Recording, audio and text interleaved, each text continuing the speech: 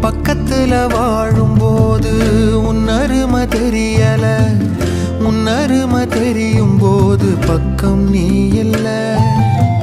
தன்னந்தனி படகு போல தத்தளிக்கும்